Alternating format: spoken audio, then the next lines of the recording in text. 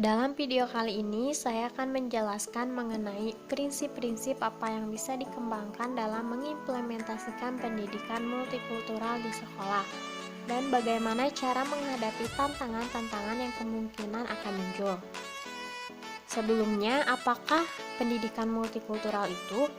Strategi pendidikan multikultural telah lama berkembang di Amerika, Eropa, dan negara-negara maju lainnya.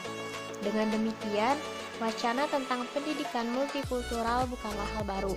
Strategi ini merupakan pengembangan dari studi interkultural dan multikulturalisme. Dalam perkembangannya, studi ini menjadi sebuah studi khusus tentang pendidikan multikultural yang pada awalnya bertujuan agar populasi mayoritas dapat bersikap toleran terhadap para imigran baru.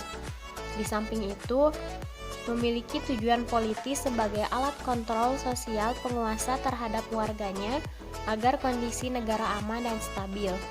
Namun dalam perkembangannya, tujuan politis ini hilang karena ruh pendidikan multikultural adalah demokrasi, humanisme, dan pluralisme yang anti terhadap adanya kontrol dan tekanan yang membatasi dan menghilangkan kebebasan manusia. Pendidikan multikultural selanjutnya menjadi motor penggerak dalam menegakkan demokrasi, humanisme, dan pluralisme yang dilakukan melalui sekolah, kampus, dan institusi-institusi pendidikan lainnya. Dengan demikian, dapat dikatakan bahwa pendidikan multikultural adalah sebuah bentuk pendidikan yang menerapkan strategi dan konsep pendidikan yang berbasis pada pemanfaatan keragaman yang ada di masyarakat, khususnya yang ada pada siswa seperti keragaman etnis, budaya, bahasa, agama, status sosial, gender, kemampuan, umur, dan ras. Dan yang paling penting, strategi ini bertujuan untuk meningkatkan kesadaran siswa agar selalu berperilaku humanis, pluralis, dan demokratis. Selanjutnya, prinsip-prinsip yang dapat dikembangkan dalam mengimplementasikan pendidikan multikultural diantaranya yaitu yang pertama, pendidikan multikultural didasarkan kepada pedagogik baru, yaitu pedagogik yang berdasarkan kesetaraan manusia atau equality pedagogi. Yang kedua, prinsip pendidikan multikultural ditujukan pada terwujudnya manusia yang berbudaya.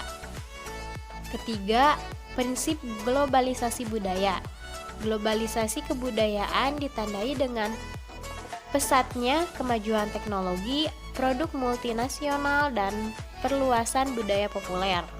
Konsep multikulturalisme menekankan pentingnya memandang dunia dari bingkai referensi budaya yang berbeda dan mengenali serta menghargai kekayaan ragam budaya di dalam negara dan di dalam komunitas global.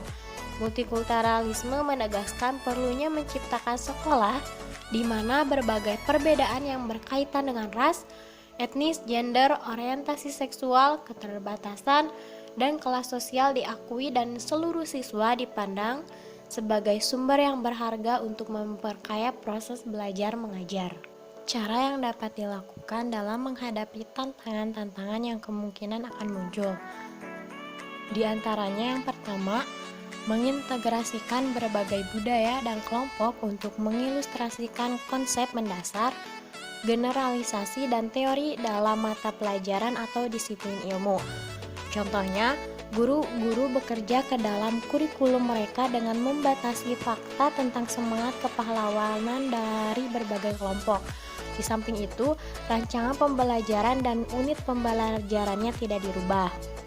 Dengan beberapa pendekatan, guru menambah beberapa unit atau topik secara khusus yang berkaitan dengan materi multikultural.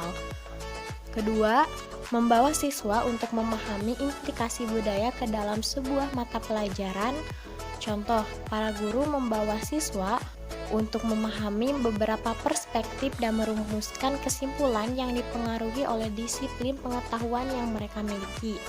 Ketiga, menyesuaikan metode pengajaran dengan cara belajar siswa dalam rangka memfasilitasi prestasi akademik siswa yang beragam baik dari segi ras, budaya, ataupun sosial.